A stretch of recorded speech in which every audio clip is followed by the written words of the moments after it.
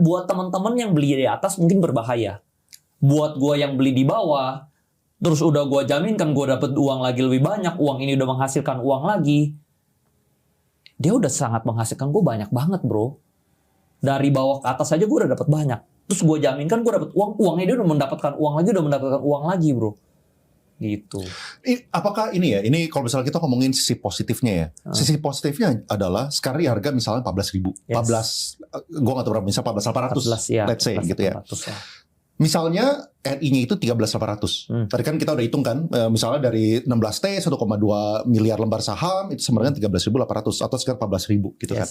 Berarti nih, dan kata kuncinya itu adalah maksimal. Maksimal lembar sahamnya itu adalah 1,2 miliar. Sehingga bisa lebih sedikit nih. Kalau misalnya lebih sedikit kan bisa lebih mahal lagi naik ke atas gitu kan. Artinya apa? Oke, kita ambil yang 13.800 ya. Apakah bisa diartikan 13.800 ini menjadi floor price?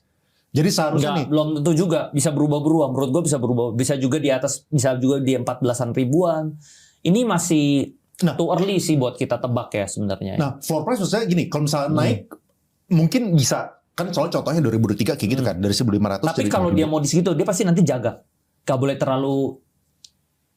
dong sahamnya turun ke 13.000. Kalau tadi hitungan lu kan 13.800 ya. Berarti dia harusnya di segini dia udah harus jaga nih.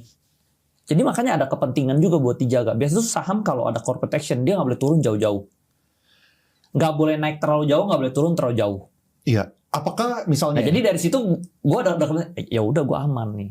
Karena pasti more or less-nya paling tuh naik turunnya di angka segitu-segitu aja gitu. Ya kalau misalnya kita ngomongin risk reward, kalau misalnya emang bener ya, kalau misalnya emang bener RY 13.800, berarti dia punya kepentingan untuk menjaga supaya jangan sampai turun di bawah itu kan. Yes. Seharusnya kan. Yes.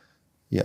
Yes. Apakah ini buat menenangkan teman-teman yang hold ya? Apakah bisa dibilang kalau kayak gitu sekarang di harga 14.800, potential downside-nya itu adalah 13.800, tapi potential upside-nya kalau misalnya rumor makin turun makin menarik, bener. Gue kemarin tuh Tani sempat turun ke 14.800.